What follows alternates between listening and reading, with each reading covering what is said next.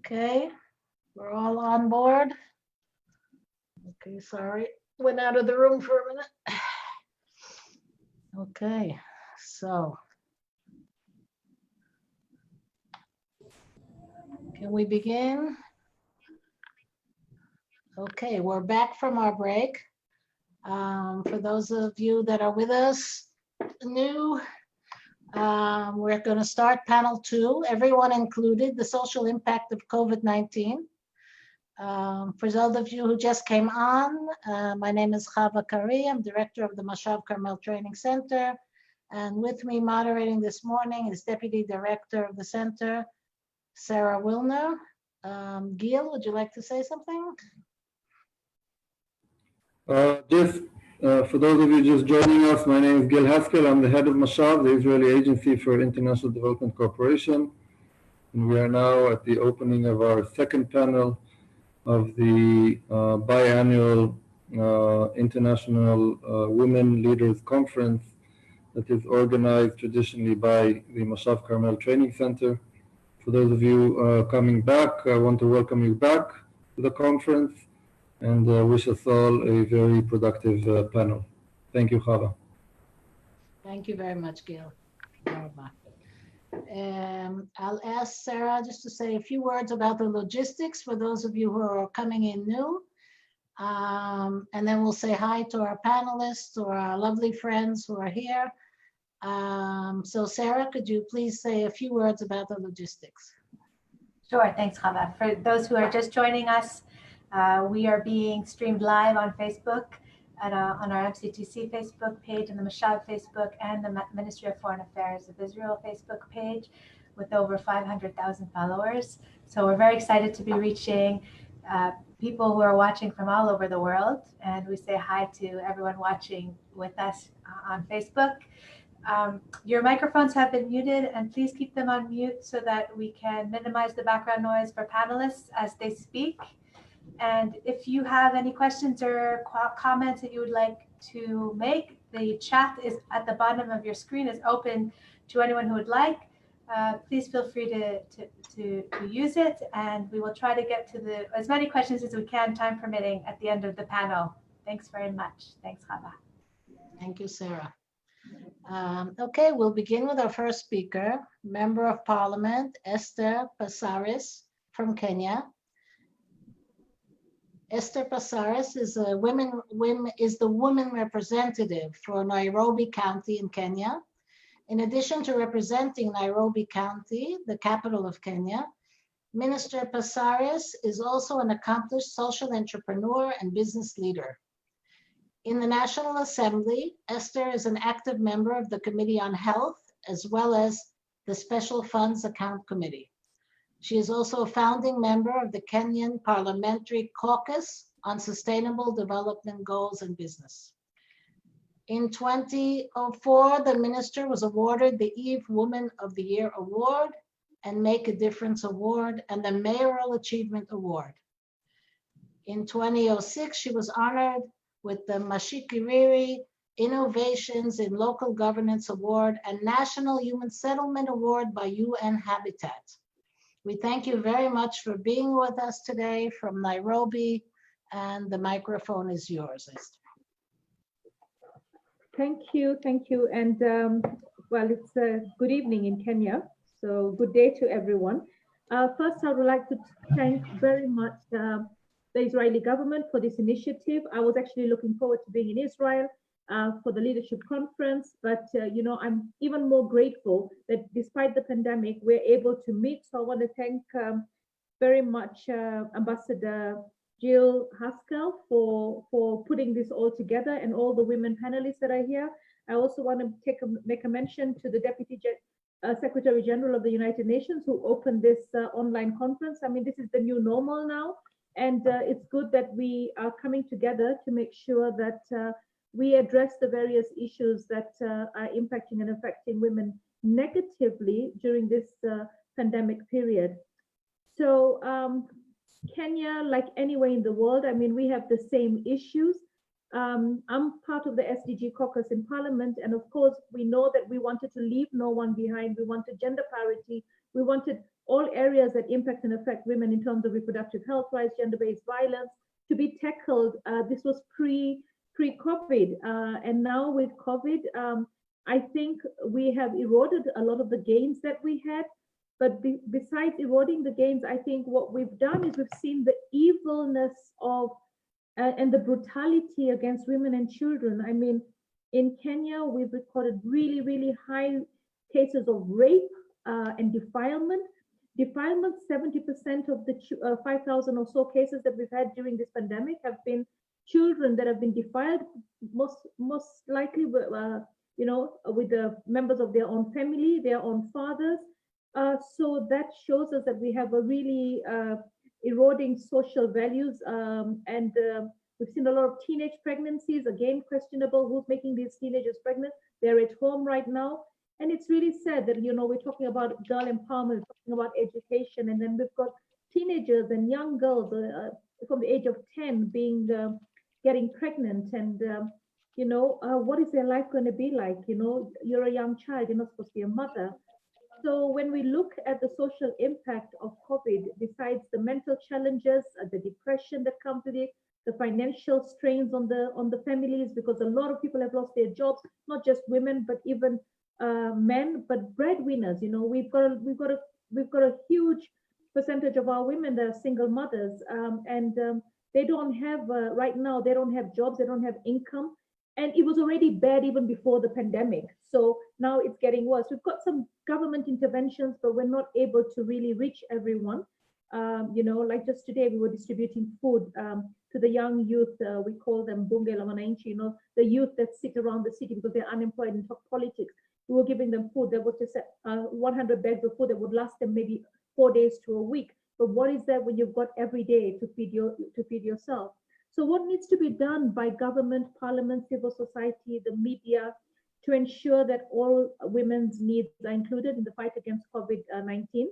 Well, first of all, I think we have to stand up and speak out about the rights of women and girls in all spaces, you know, and in the responses for COVID. I mean, are we talking enough about what are the responses that we need?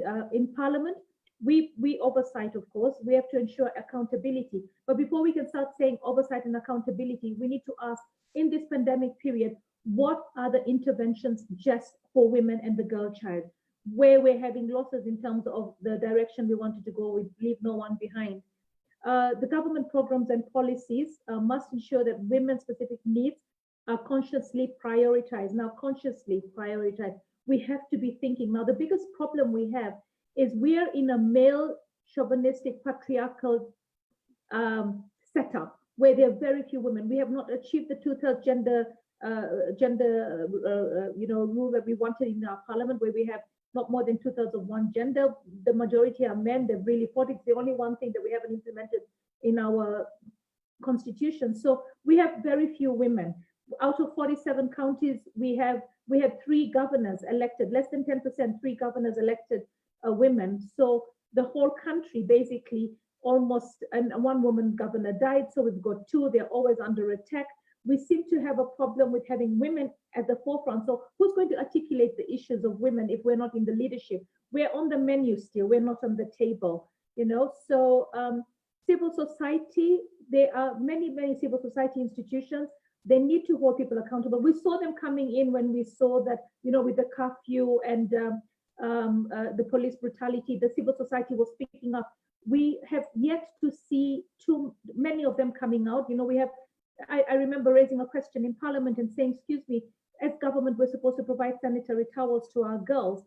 Now that our girls are at home and not in schools, where are these sanitary towels? The Ministry of Education came in and said, we have delivered the sanitary towels to every girl child for the whole year before the pandemic.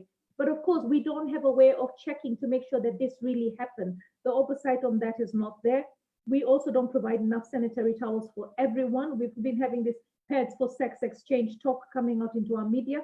We need to make sure, I mean, for my office and for my fund, we bought sanitary towels, but it's not enough.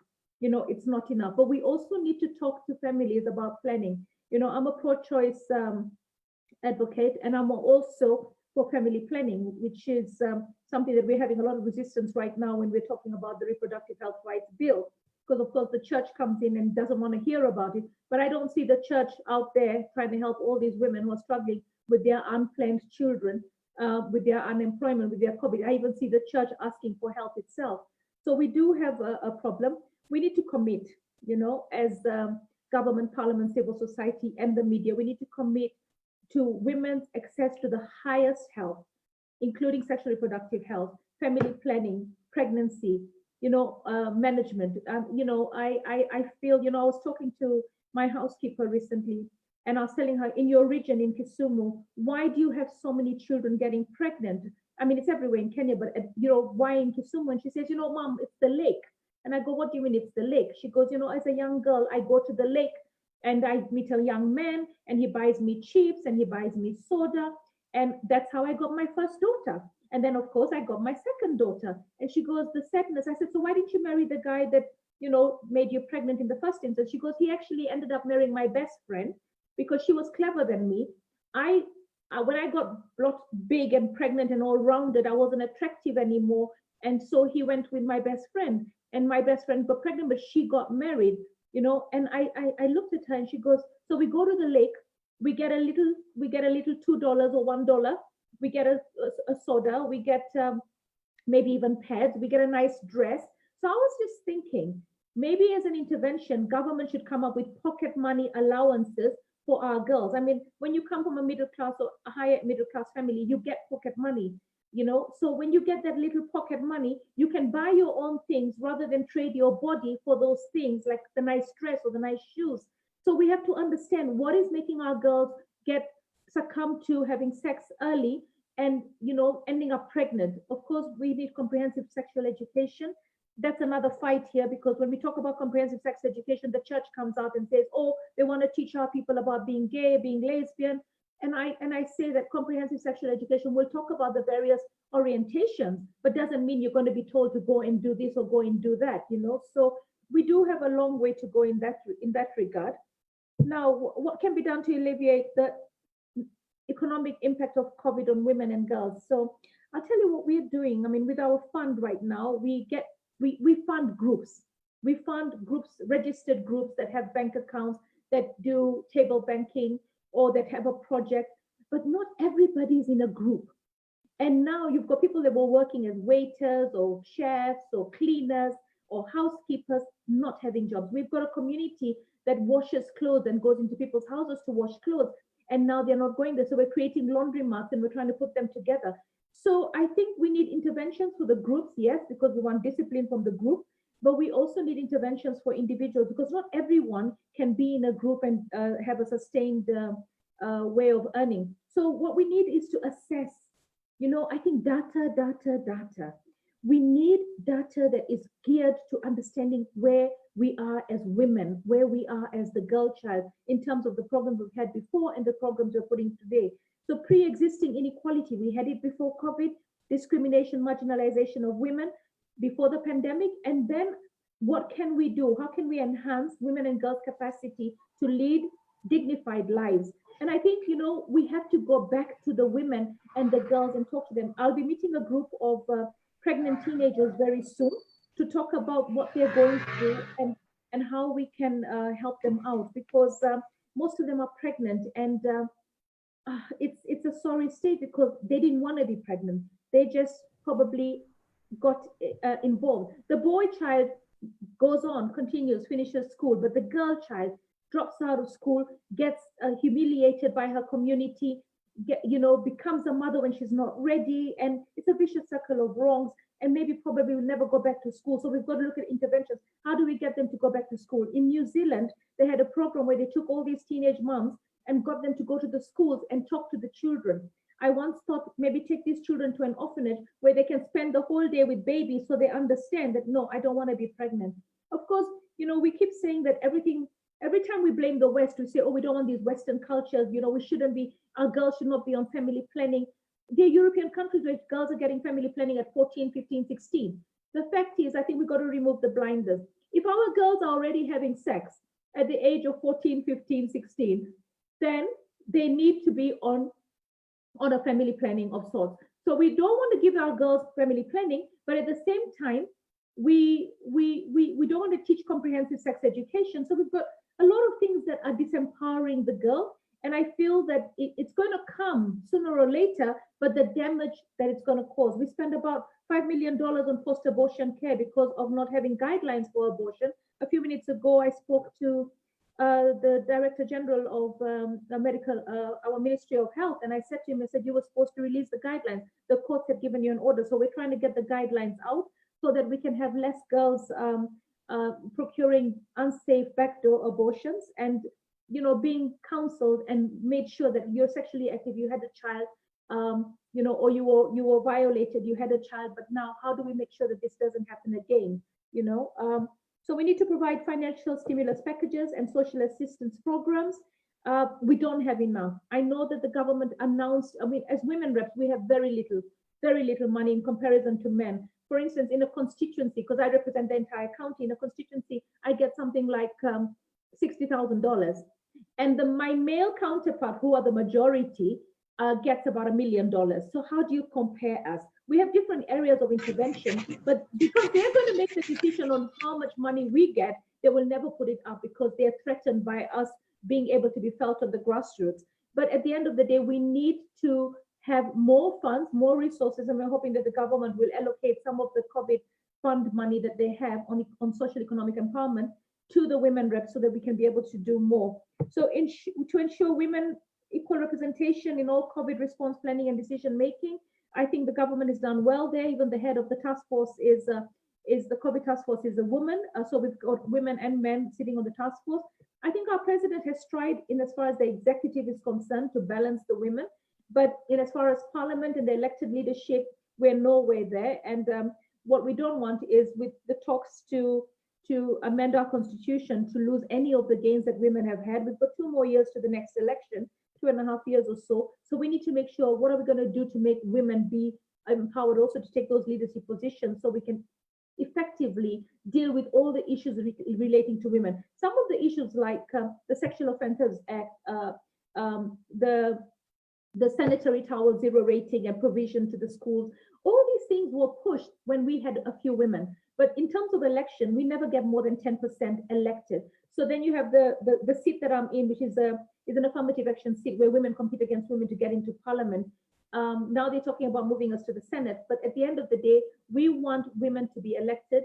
Where we have to fill in with nominations, they have to then also be given money so that they can be felt. This term flower girls is becoming a bit too much. But, as women, I think we take it and we move on and we do what we have to do. So what steps are being taken to avoid the rising rates of violence against women? And how can we protect women against violence? We've got a hotline, but it's not enough. We saw a lot of pregnant women during the curfew not being able to get to the hospital. And right now there's so much confusion because hospitals are becoming COVID hospitals rather than hospitals for everyone to go in. So a woman has to give birth. We closed one of the hospitals, Mwai, where women give birth an average of 80 babies a day, and now it's closed. So you're asking yourself, where are all these women going to give birth? So we need to make sure that we grow the number of midwives, and we also make sure that there's more options for women to deliver in other areas. I mean, women did suffer during the initial stages of COVID because they could not get to hospital. So prevention through the promotion of gender equality, women empowerment, and the enjoyments of human rights. They have to understand that this is something that is meant for me, to empower me, to make me feel that I'm part and parcel of the society. So we do have challenges in the sense of deeply rooted inequalities and social norms that are perpetuated by men, and their desire to control women and to have power over them. So for us as a country, I think we have tried, but we've got a lot more to do. So training, I like the fact that we've got 20 billion money that can, the UNICEF boss said that there is money that can be tapped into. How do we tap into these resources? So that is my contribution, and there's a lot that we can do. And I think what we're doing today, all of us on this platform, is a way of coming up and creating synergies and discussions and learning from each other on how best to ensure that we don't erode the gains of the Sustainable Development Goals and we leave no one behind. and everyone's included in the decisions relating to women and children and the girl Thank you child. very much. Thank you very much. We really appreciate your intervention. Thank you very much. A lot of passion, and we appreciate it very much. Thank you, Minister, for your engaging remarks. You brought up so many important topics. Our discussion always seems to come back to violence against women and girls. Such an important topic, and we need to find a way to tackle it. And thank you for giving us excellent examples. And we know that you have many challenges and less access to electricity today in rural areas, making emergency aid difficult to receive. And we wish you all the best during this challenging time. And thank you very much for your intervention. I'd just like to mention two women who have joined us in the last few minutes, the Minister of Education of Ecuador and the First Lady of Honduras. Welcome. Our next speaker is Mercedes Eleta de Brenes from Panama, our dear friend Mercedes. Panamanian businesswoman, founder of and president of STRATEGO Communications, one of the leading PR and strategic communication firms in Panama. She comes from an important media background where she was general manager of the first radio and television family network in the country. Presently, she's president of APEDE and the CNC, National Council of Competitiveness, and of Fundación Eleta, the family arm of the council. She is the former president of the United Way of Panama and the Women Corporate Directors Chapter in Panama. We are honored to have you with us today. Mercedes, please, the microphone is yours. Thank you, Hava, so much for having me here. And I'm very pleased to see all these women from all over the world. Thank you, Ambassador Haskell. And we're very pleased to be together.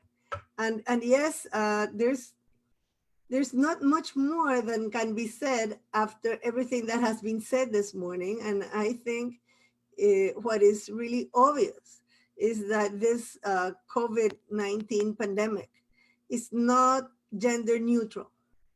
And it may affect more men than women in the contagious, but women are definitely more affected than men in every way as to how to deal with it, as we have seen. In Panama, we've made some studies. We have the UN has made studies, the local UN chapters here. And also there is an initiative in Latin America by the IADB, that is the Development Bank for Latin America out of Washington. And they have an initiative called the Iniciativa de Paridad de Género, that is the Gender Parity Initiative. And everything that has been said before applies.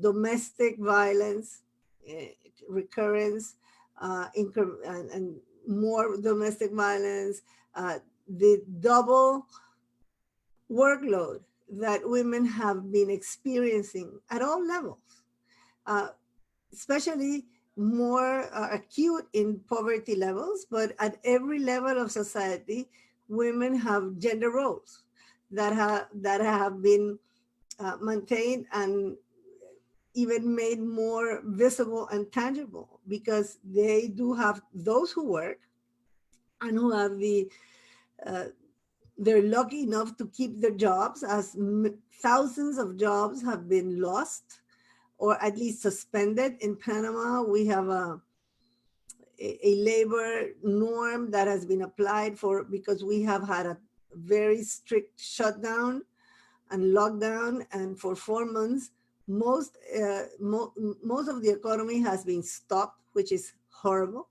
and a lot of works have been lost, both men and women's. But those who still have jobs and are doing jobs from home, they have, as you have mentioned before, and many of you have mentioned before, the double workload of home plus 3 workloads, actually. Home, kids studies, and because now that it's virtual schooling with the kids, those who have access to internet really need to work with the kids. And guess who works with the kids and who takes care of the elderly and who cooks and who cleans and who washes? It's a woman. And I think at the end, we need to do something different. Everything that you've said, I think it's great. I think there are a lot of things that are evident, as you have mentioned, and I will just briefly go over them. To implement plans for retraining women. We really need to close that breach of the digital breach and the technological gap between men and women. So we do need to have more access to internet, more access to technology. That will help close that gap. Also, we need to train women entrepreneurs, and also the government needs to give credit and facilities for women to be able to support themselves. In Panama, we're supposed to be a rich country, but we're not. We have a very high, we've had for the past years, a very, very high income, but our breach between the country is enormous. We have a very unequal distribution of wealth, and it's basically in the interoceanic region where the canal is. The rest of the country has not been able to join this economic boom. So we have a very big informal economic group. So like 45% of our economy is based on an informal sector. And that means that people in the formal sector really need to go out and earn the day's living. They don't have a guaranteed wages. They don't have social security. They don't have a labor code that protects them. So in that pocket of a huge pocket of informal sector, we have a very large part of women are there that work informally, that they do domestic work, as you were saying before, that they do things that have to do with beauty. In the rural areas, they make crafts and they sell craft, or they sell vegetables, but they need to go out to the market and sell. Markets have been closed. Tourism hasn't come. Even local people are locked down, so there's no commerce. And it's really unreal. It's personally for me and for many people, this pandemic has done a lot of introspection. What have we been doing? What do we want to go back to? Do we want to go back to where we came? Where we came from is not good, and it's not, I don't think it's good anywhere. In our third world countries, corruption is huge. The governments don't really work well. Institutionally, we are very fragile. The justice system doesn't work very well. And the government bureaucracies are huge. And at the end, it all affects women more so than men. Also, we've done some studies and it comes out that we have like some toxic masculinity, they call it. I think it's a great name. And that means that, men feel stronger, and I'm not gonna get the virus, so I don't protect myself as I should. And then I bring the virus home and I infect my wife and the kids and the elderly that live with me and the parents and the grandparents. So it's masculinity at the end. I would like to address it in a cultural way. It's a culture that we need to break. I think we really need to use this pandemic to do, on top of everything a lot of you have mentioned before, and that I agree fully with it. We need to make public policy. We need to invest more money. We need to get more women leaders. We need to do everything we mentioned before. But on top of all of that, I think we need to really address the cultural aspect of masculinity and gender differences. Unless we change that attitude amongst men and women, because we women are also partly responsible for that. We really need to rebel and try to make this parity not only by law, but by culture. It would be so much easier, because what we're really doing is imposing upon society things that society rebel against. They resist, and it's a pressure, a constant pressure to lower resistance by decree.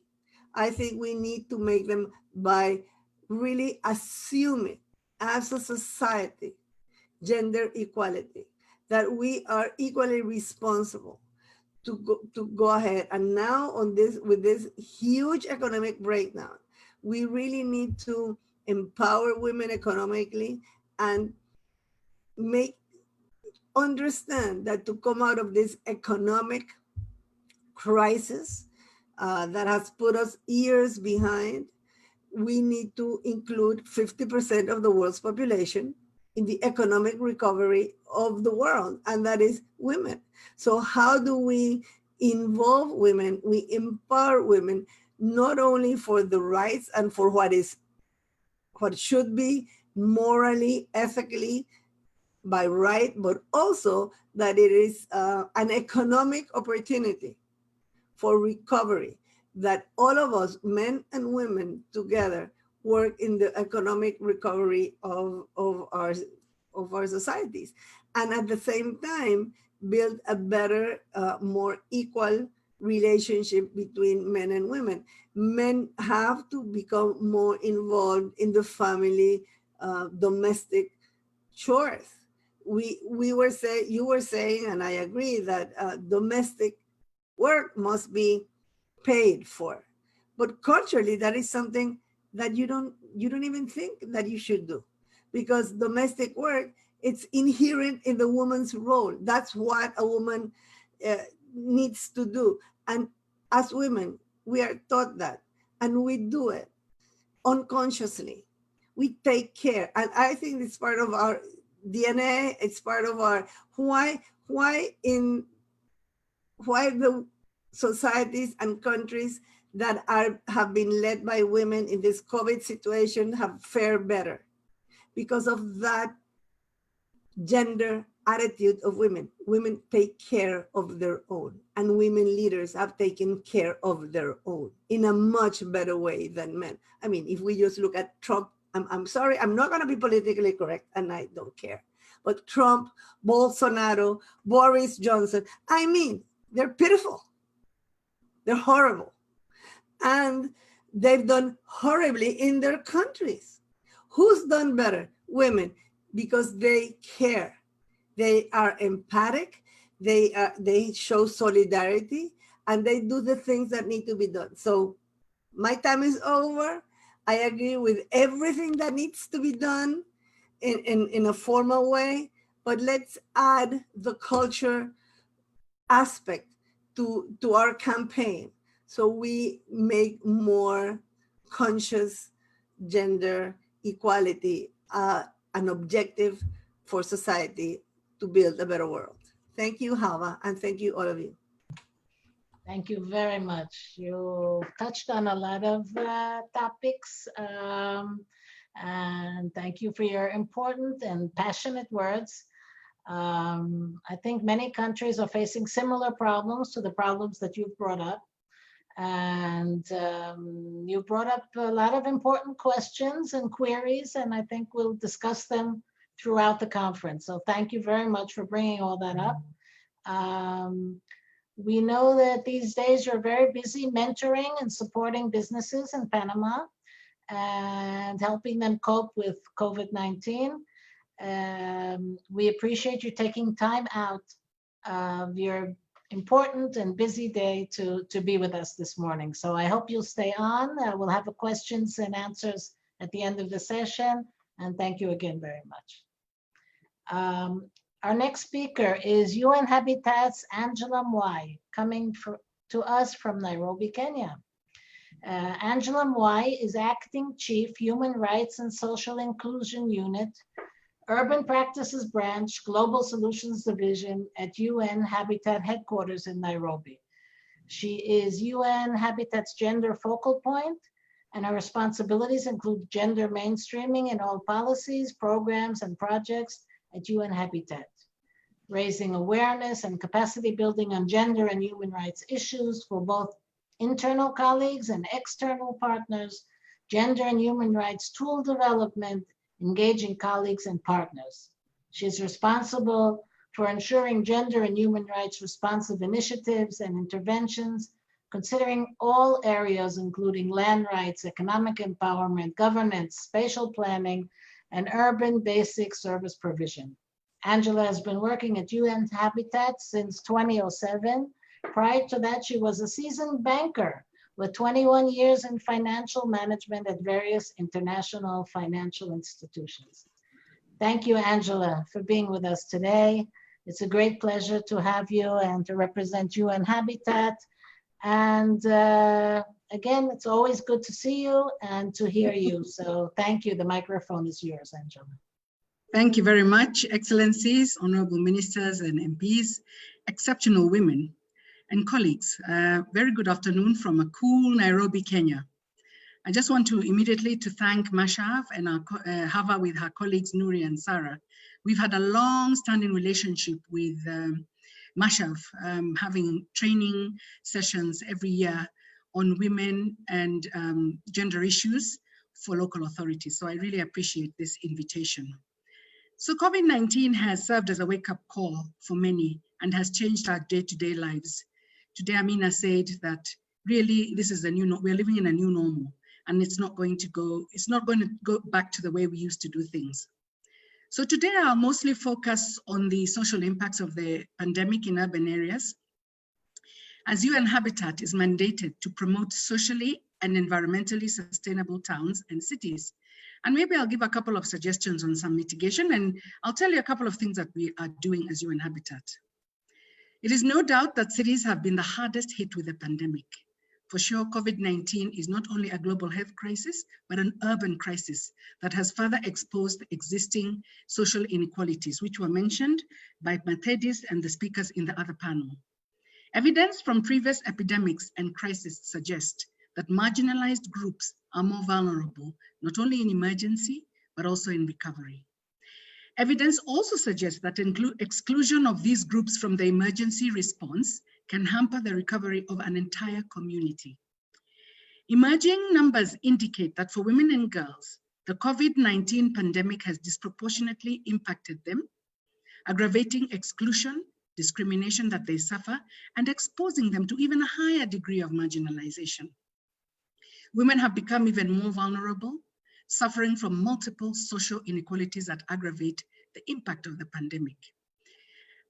In response to this, UN Habitat recently in May, also with intervention from MASHAV, we had 3 expert group meetings, one on human rights, one on people with disabilities and older persons, and one on gender responsive cities. This was all to do with inclusivity.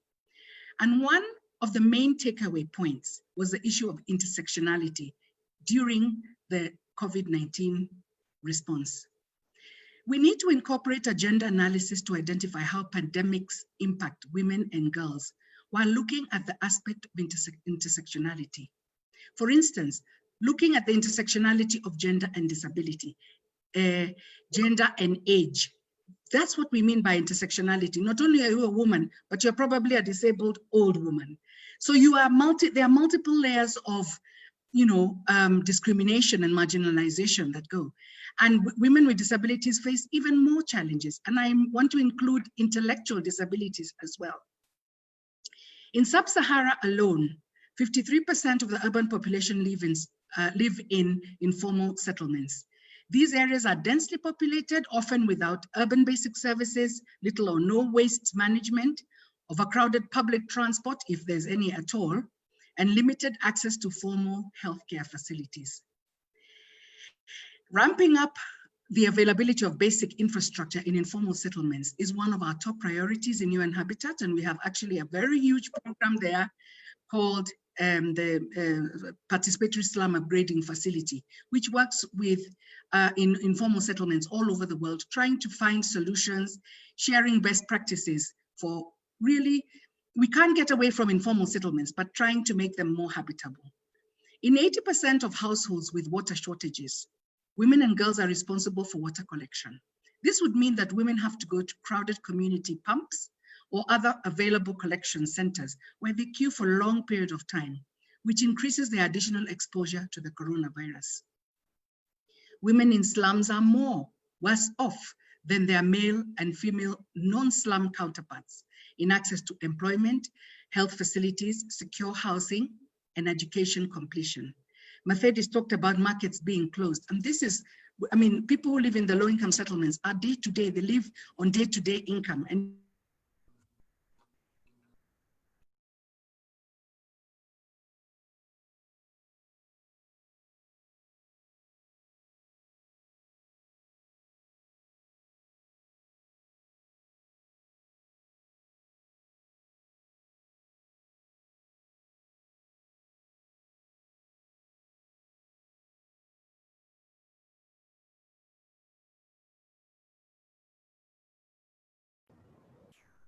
Looks like perhaps we lost Angela. Didn't lose Angela. Just a little. I'm there. Okay. You're back. She's back. Sorry, it's a bit unsteady today. The internet is not so good. So I was talking about some of the interventions that UN Habitat has done is to do hand washing stations. And the reason for this is because we know that physical distancing, self-quarantine, self-isolation are often not possible, really. When you have a one-room house with a whole family living in there, forget about social distancing.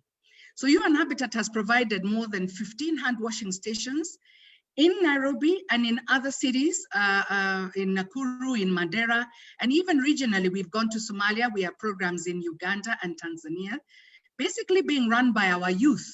So this is being handled from our youth programs. In addition, we also provide technical guidance to local government interventions in informal settlements. And to do this, I mean, it's more of awareness raising, and we've translated many hand washing messages into local dialects or different languages, depending on where we go, and how we have members of our team reaching out to those in the communities who live with disabilities and who are older persons who may or may not be able to read or understand the instructions. Esther mentioned this, about the spike in gender-based violence. And we've seen a really large number of girls and women being attacked in this, an increase in domestic violence or gender-based violence across the world. At the global level, UN Habitat has a Safer Cities program, which is a community-led, results-oriented programming that enable local authorities and women's, youth, and children's advocates to look at issues of safety, more for prevention and reducing violence. That includes sexual violence and harassment against women, which is very high during the pandemic. The gender-based violence response services, also mentioned by the other speakers, including justice services.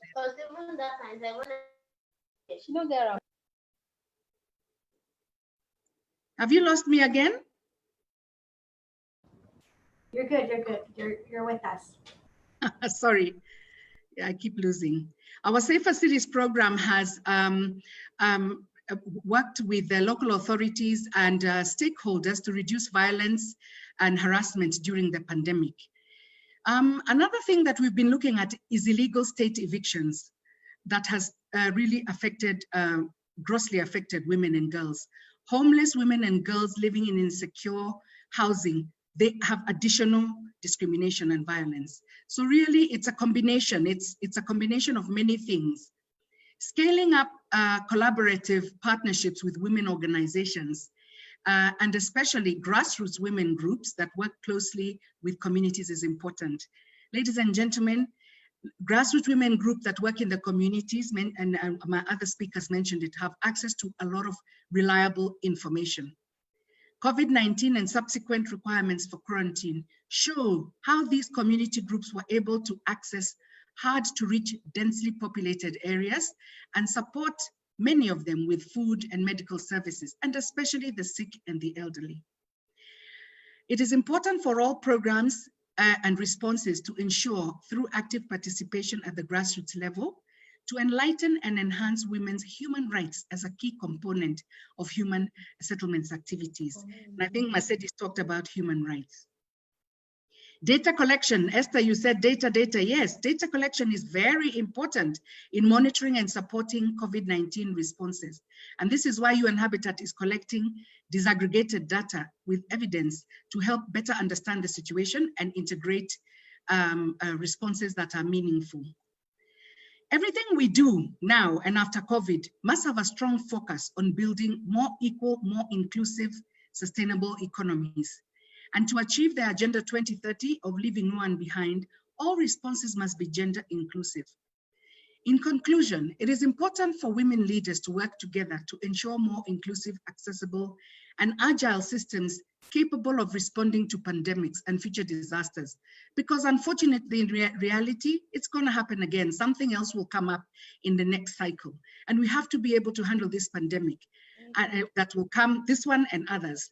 I want to echo President Ellen Sirleaf Johnson in a recent meeting where it was Women Rise for All. And she said, we must not only build back better, but build back differently together so that all people, women, men, boys, and girls enjoying their fundamental human rights in the cities. And that's fundamental. And thank you so much for this opportunity, Hava. And I look forward to the lively discussion after this. Thank you. Thank you. Thank you, Angela. Thank you so much. Many thanks for your important and engaging remarks, as always. We know that UN Habitat is responding to an overwhelming number of requests to help national and local governments prevent, respond, and recover to the COVID-19 pandemic. Marginalization, as you said, is such an important topic that we all need to tackle, and I'm sure we'll discuss further.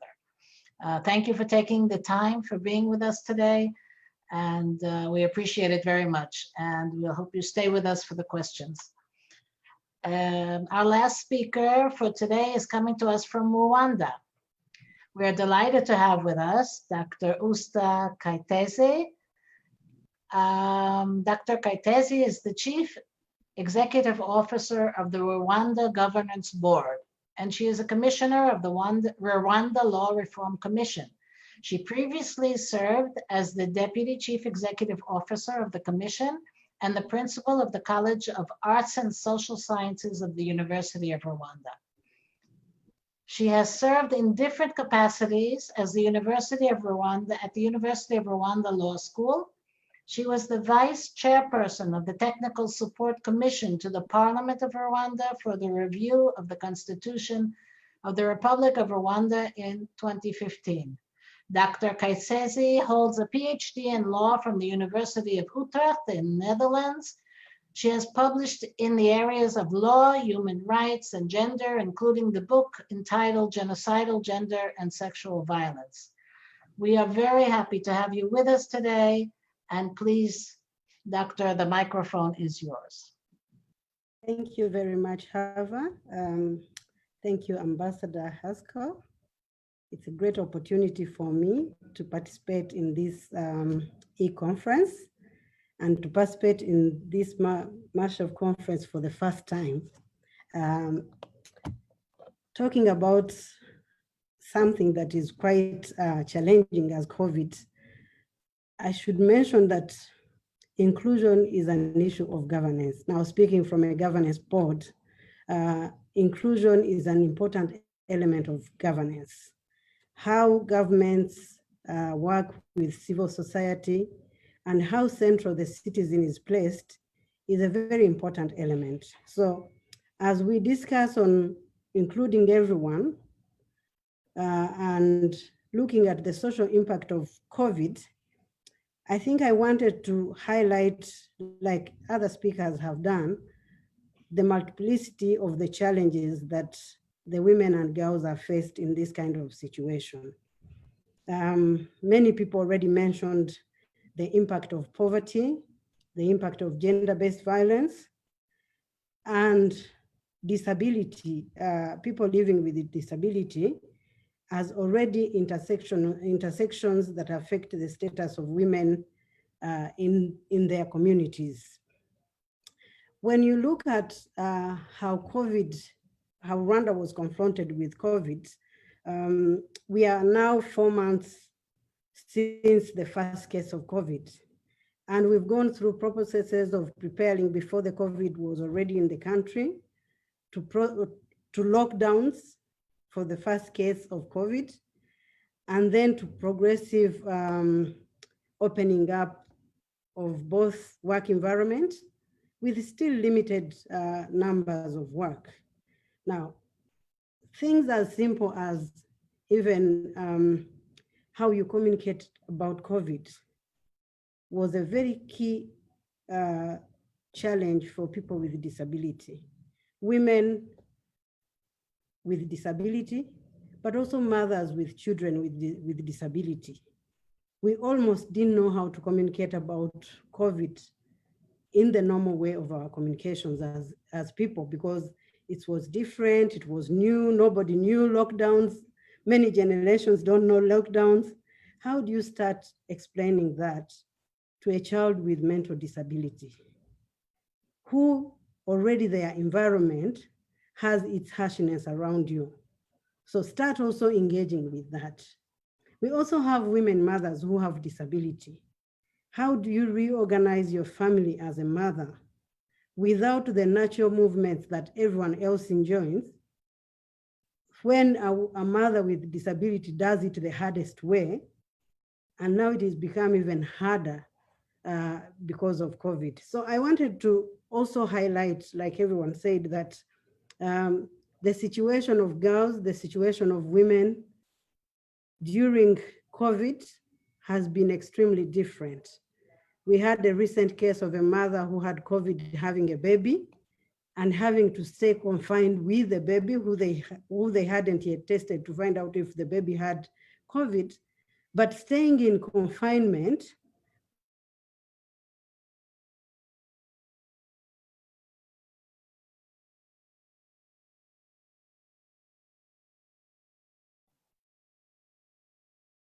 We lose you.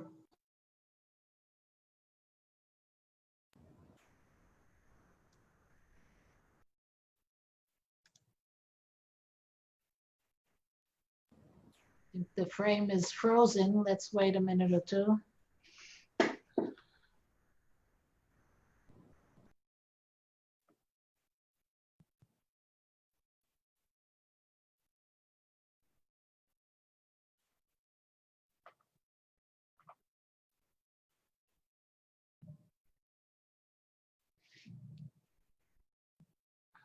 Yes. Sarah, do you want to take a question in the meantime until Dr. Sure, Usta comes back? Yeah, okay, sure. There have been a few questions actually, so coming from the chat. So we can move to the question, and when Dr. Kaitesi comes back, we'll let her finish her lecture, her speech. So one question that has been brought up in the chat is how to, everyone has discussed this already. If you could talk a little bit more in depth about ensuring the reproductive health needs of women and girls, and the role of sex education in that area. So if I could ask Honorable Passaris to start with that one. Okay, I mean, in Kenya, we've had such a big problem with bringing in the sexual reproductive health rights bill. We've got one in the Senate right now. It's going through discussion. Of course, you need everything anchored in law, and then you can have budgets for it, etc. So we're having challenges because, of course, the church always intervenes and makes it look like it's you know, we're demonic or we're devils, and we're trying to do something that is so out and so wrong. They're totally disconnected with the population. Comprehensive sex education, again, it's important because I recall there was a young girl who gave birth to triplets in one of our counties. And when she was asked, she didn't even know she was engaging in sex. You know, she was just fooling around with this boy, and then she got triplets. And when she was asked, can this boy look after this child? She goes, oh, he's just as poor. So she's appealing. So you're looking at a 13-year-old having triplets. And because she didn't know what she was doing, and she didn't know how to protect herself. And it's not just about pregnancies, there's also STIs. So we need laws. Now, unfortunately, every time this law comes in, the anti-abortionists, they make so much noise and everybody gets on board and everybody gets scared. This is the sexual reproductive health rights bill. And yet now, majority of people on social media are calling it the abortion bill. So we lose all the things that we can get in that bill in terms of proper care. Even after you've procured an abortion backdoor, how do you get proper care? Because you're sick, you're hurt, you're injured. How do you cope with future treatment? If you've been raped and you're made to give birth to a child, and you're 10 years old and you tear up completely and you need fistula, how does the government now support you? So we need it all anchored in laws, and the fight is going to be massive. They want us to change the literature. They have this thing about saying that, oh, we don't want these Western cultures. And I keep telling them that this is not Western cultures. These cultures were in our country even before the West. When you have an African man sodomizing a young boy or a church leader doing the same, it's not a Western culture. It's happening here with our people. So what do we do about it? We need laws to protect our children. So I feel that we can achieve everything that we want to achieve first with the law. The law has to be there to protect the girls and the women. Thank you very much. Has Dr. Usta managed to get back online? So Chava? Yes. Yes, so she's trying and to reconnect. She's apologizing. There's something happened with the internet. So continue with the questions, and she might call. Wait, I'm admitting her now. Wait, I'm admitting her now, so she should be on now. Thank you, Ronnie. Thank you very much. I just admitted her to the room. Sarah, you want to see if she's on? Are you with us? She's just, yeah, she's just connected. Dr. Kaitesi, you're back. Great. Oh, I'm sorry, I got a bit of no problem. Thank you. Please continue. Thank you very much, and thank you for your patience. So I was actually mentioning that that environment altogether makes it quite harder for the women and for the girls. Now that children haven't been in school, and it was already mentioned earlier, the fact that children are not in school becomes even harder for the working mothers. It was a bit hard at the time when we were still in lockdown, because women were doing the three chores. The office was at home, which makes it harder. You work more times and you are working all the time. So you are at work all the time. You are at your domestic work all the time. And you are also teaching the children, mostly predominantly the women. And of course, we understand that in countries like Rwanda, not all the women have even sometimes you have the same computer that you're going to be working on and you're going to be teaching your children on. So all of those environments actually bring a lot of social stress, and sometimes it creates it created a lot of conflict in certain families. And I should mention though that the situation for women and girls was, like already mentioned, worsened by COVID, including where women had things that go beyond just them. It was already mentioned when many women are in the small businesses, SMEs, and the closure, you will realize that many of them did not have a lot of savings. So even the fact that that business post the closure or post the lockdown is going to revive and be able to perform is a big time challenge. So I wanted to highlight that despite that kind of environment, there are things that at least I learned, or we learned, that we are very crucial in managing the COVID and mitigating. Of course, I understand that nobody has successfully mitigated it, but even responding in the way that we were hit by the COVID required a lot of decisive and inclusive leadership. Having both government members of the civil society, and members of the community moved to the same direction became very crucial to even mitigate the circumstances that would have impacted more. The government of Rwanda really invested in controlling the spread of COVID for the same reasons that other speakers have said. If you have a big number of your population living in constrained spaces, being in very undeveloped spaces, you need to protect them as much as you can for COVID not to access such communities. Because when COVID comes in such communities, everyone is going to suffer massively. And of course, the mothers with young children will even suffer deeply. So a lot of investment on the part of the government was really put on confining people who have COVID to minimize the spread. And that was done really in the biggest interest of protecting the community. Another thing that we saw was crucial, especially to the community, but to women and mothers of children, was the honest with communication.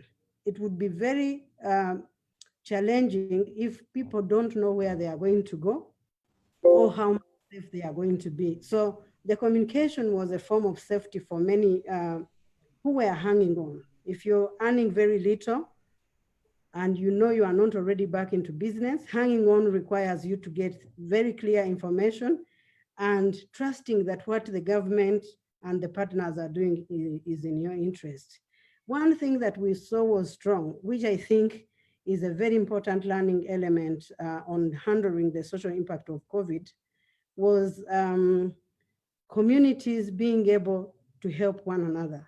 The government established a COVID response fund, but also encouraged the communities at the village level to provide for one another. There was a system that was put in place at the local government level where all the food stuff, all the contributions were put together and delivered to the most needed, in time and in process. Of course, it was never enough. It can never be enough in communities like ours yet, but it wasn't enough. But the coordination of delivering those things that were bringing food, soap to the community was very key. And that also involved a lot of women in the process. I should mention also that community engagement was very key. And that is built on something that already exists in Rwanda. In the health sector, we have the community health workers who live within the communities and are very central, especially to women because of kids who get sick and because of women who are pregnant. The centrality of community health workers and community support mitigated. Of course, it did not remove the challenge, but it mitigated the challenge. And that comes back to something that I think I will recommend, which is the resilience of existing systems. For us, the existence of community health workers and the existence of a health system chain that is still in its finalizing, but that is already built in a certain way, was very central in progressing and processing the challenges that COVID brought. Now, having said that, I should mention that the centrality of that comes from something we are yet to celebrate this year. We've had the Vision 2020 that came to close that is coming to the close this year, that actually is just come to the close this year. And one of the key pillars of it was building a capable state, governance, and infrastructure development. But the most important element of that is the fact that gender, just like ICT, were cross-cutting issues. Have we done 100% a good job? I should say not yet, but I should say that the existence of those pre-planning environments has been key. Now, I know that I probably have to be moving towards the end. I want to mention a few things that I see very important as we move forward. It's true that women and girls have been hit terribly. When poverty increases, the victimization of women in any community increases. So the economy has been strongly hit, and therefore what we see today and what we are going to see in the next future, depending on how we are all prepared to adjust, remains with the conviction that women, children, people with disability are very much hit. The education sector for us is going to be challenged because we have had a 1 year suspended. And therefore, in grade 1 alone, we are going to have almost 1 million kids going to school. The planning had initially been 500,000, but now that particular class is going to double because the kids did not go to school in the first place. The government is trying to create infrastructure for that, but that will require a lot of efforts to actually allow the kids to go back to school, which also allows the mothers to rebuild their lives and be able to move forward. So funding is going to be a very central element, and funding should look at a wider range. The civil society remains central at the grassroots level.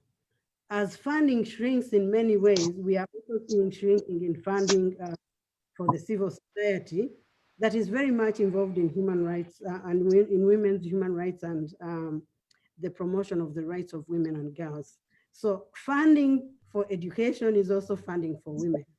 Funding for women's civil society is key. Looking at disability and the enabling environment for disability has been central. You know, when the COVID started, people with disabilities started saying, well, the hand washing stations are too high for us. So it will continue to think about inclusion, which our laws allow to be inclusive from the beginning. But when tensions happen, there should be somebody with a voice to say, please, can we also consider the disabled with a greater sense? The funding that the government of Rwanda has introduced a COVID recovery fund. And I'm happy to say that while the finances are yet to increase, there is a good concentration on funding for small scale, funding for small businesses in which women are dominating.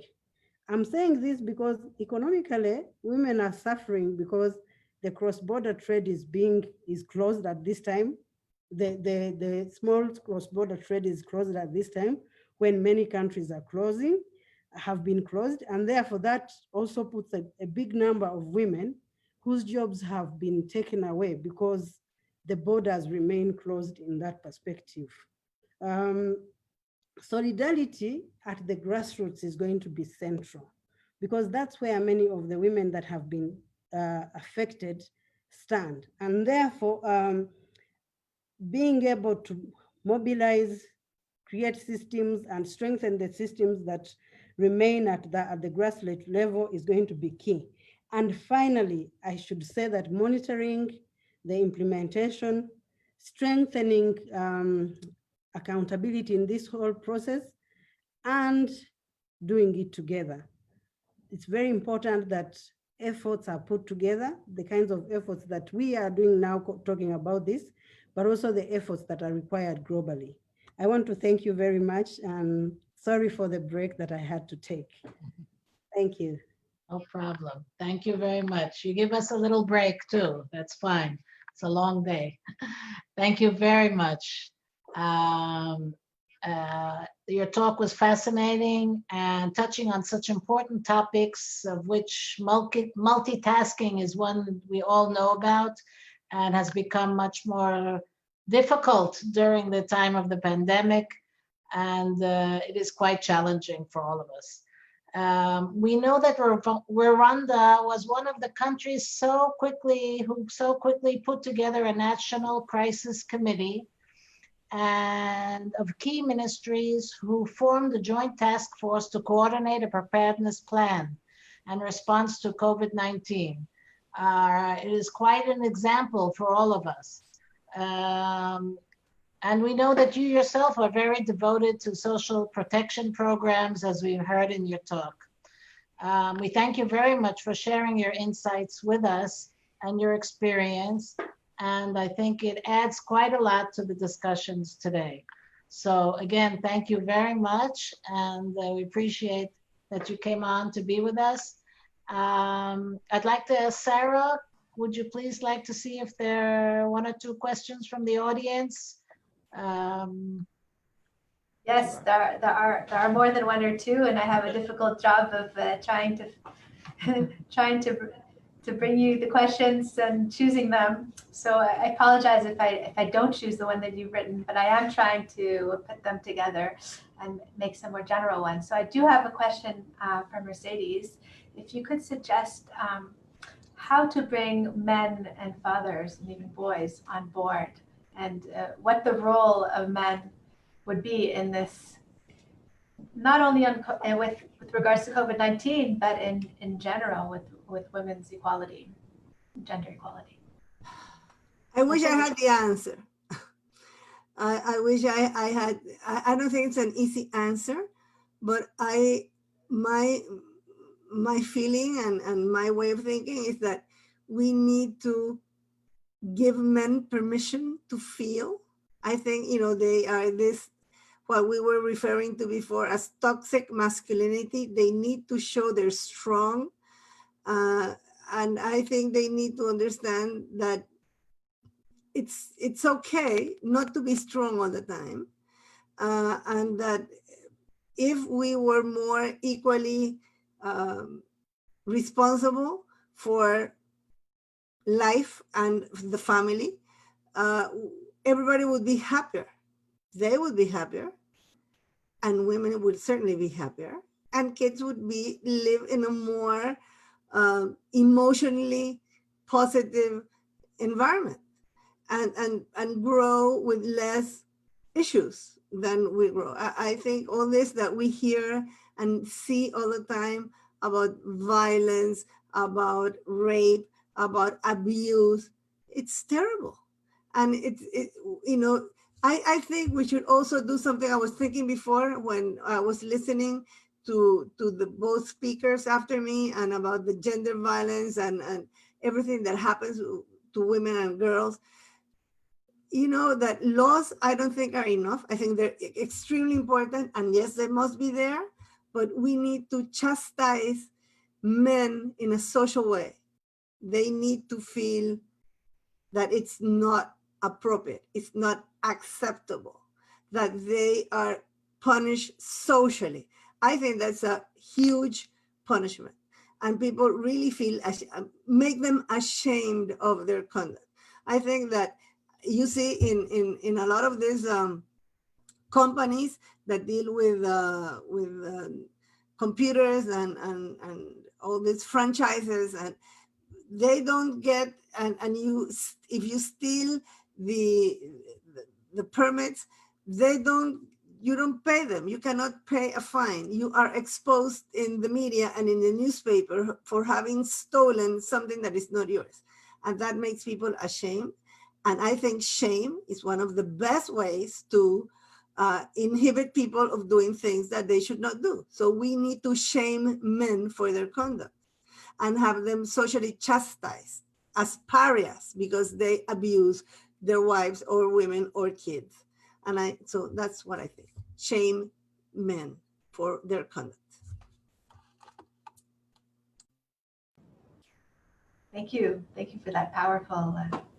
You like that, Hava, huh? Could I say me Passionate. too? It sounds like Me Too, the Me Too movement. Absolutely, a global Me Too movement. Yes, global Me Too. Yes, and not only for sexual harassment in the entertainment industry and in politics, but also violence in the home. That needs to be added to the Me Too agenda. Something that we can add here after finishing this conference is trying to create a global Me Too, movement. Thank you so much, Mercedes. The next question I have is for Angela. Angela, if you could discuss the role of mental health support for women in mental health programs, if there are any sort of, you talked a little bit about different issues that women have and disabilities, and there was a question about mental health issues and how we can support women in that. Thank you for that question. In our conference, I mentioned the expert group meeting that we held that talked about people with disabilities and older persons. And a lot of that category, the people in that category really concentrated on mental health. And they were saying that, people always think that to be disabled is to be on a wheelchair, or to be disabled is to be physically something so obvious. But mental health is not always obvious. And this is the problem. So you are seen to be unresponsive, or you're seen to be dumb, or you're seen to be not responding. But actually you have a mental health issue. Either you have intellectual a disability, therefore you cannot understand, you cannot even read, you cannot write, you cannot express yourself. And so when we're looking at people with disabilities, we're looking at the whole spectrum of the kind of support that is needed. And one woman who was a 90-year-old woman in that conference said to us, being old, being disabled, whether obvious or not obvious, is not to mean that you must be a burden. They can be just as productive in society. And therefore, when we are talking about opening up opportunities for women and girls who are having mental health issues, whether it is a long-term or a short-term disability, they need to be considered when we are looking at opening opportunities. For example, she said that she is 90 years old, she's still an artist, she lives in the Bronx in New York, and she's able to be a productive member of society. But she told a story about how a woman who could not speak and who was mentally challenged and was now getting physically challenged in hospital, being force-fed and being told, you stupid old woman, open your mouth and eat. But the thing is that, they were saying even the lack of dignity, that many people who have disabilities, whether mental or physical, are facing, really need to be addressed. And I think if policies could be put in place where we are talking about assessment of the needs based on either communities and grassroots groups which are able to say, we know that we have 10 people in our community who have a particular need, then their needs can be addressed separately and not to look at it broadly. So we do have ways, and we've been really relying on, in Kenya, we call it the Nyumba Kumi community kind of assessment. So you go to a community, a neighborhood, and say, let us know what the special needs in this community are. Yes, there's poverty all around, because a lot of them even face physical safety challenges. They are beaten up. We have stories of a guy who was shot when there was a riot somewhere. He couldn't hear the shots, he was deaf. It's not to say that he's ignoring it. He just didn't hear it. And so there's safety issues that come up with that as well. So I think local authorities, the chiefs, the people in the community leaderships, the women's groups need to be able to work together to make sure that interventions cover all forms of disability, whether physical or not obvious. Thank you. Okay, I think we're gonna close now. That was the last question. We don't have time.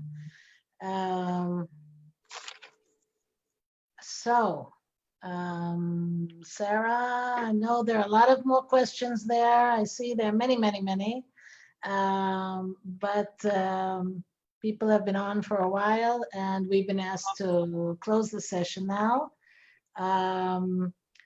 I thank you all honorable panelists and participants. So many important questions and issues have been brought up, and we will continue to address them in tomorrow's session. We will take some of the questions also to bring them up tomorrow that we didn't have a chance to do today. I would like Angela to wrap up in 2 sentences. How's that? Thank you. Thank you for allowing us this opportunity. This panel was very varied.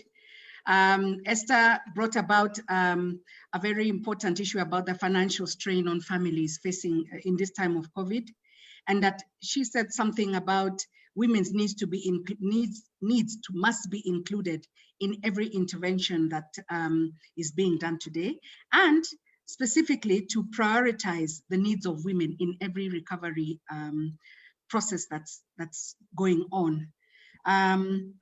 She talked about some social protection, if it's possible. I think that's an excellent idea, so that the issue that she raised about teenage pregnancies, and a lot of it is because of poverty. Everything is related to poverty. Girls cannot afford pads, they can't afford shoes, they can't afford nice things. And when men lure them, it's because of money. And I think this really needs to be addressed. And of course, the issue of data, I think that was very important. And then Mercedes, I like your powerful plea about toxic masculinity. And I think in Latin America, that has been a big topic, you know, the machismo thing. And I think it is a reality check for all of us to think about the culture. It's not only in Latin America that there is toxic masculinity. It is all over the world. In Africa, there's a role of women.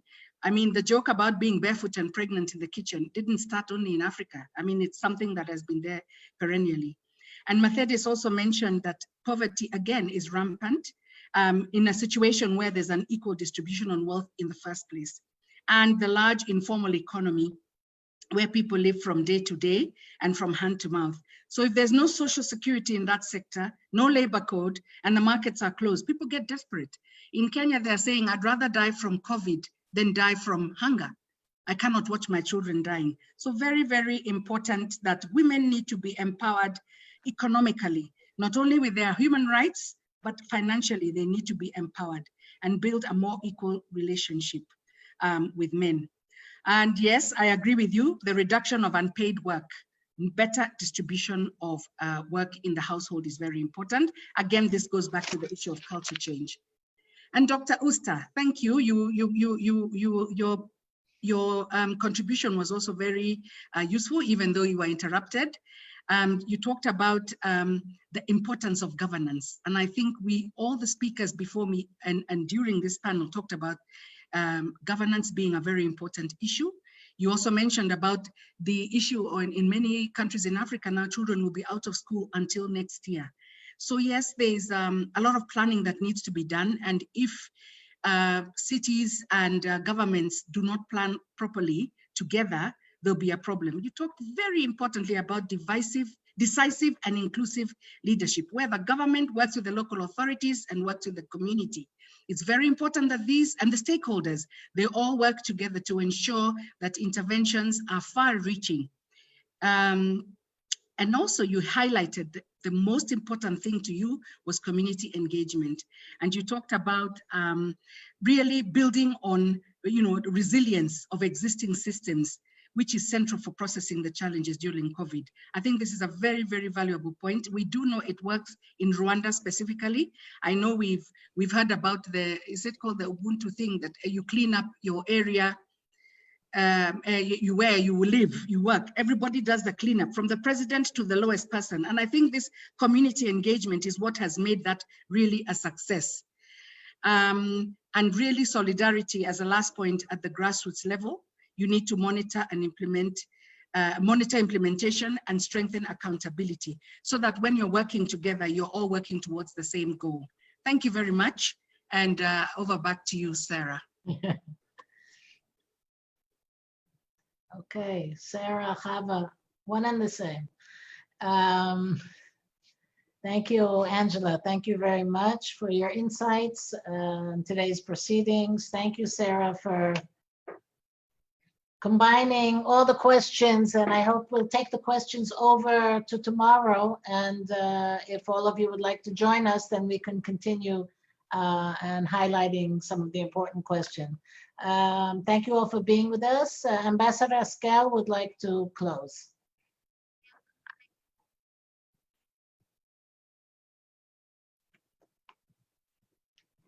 Can you hear me? Yeah.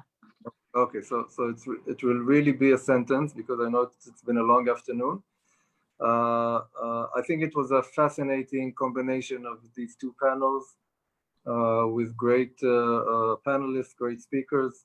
The first panel speaking about the macro issue of global aspects of COVID, and then going down in the second panel to the grassroots of the real characteristics of the problems in the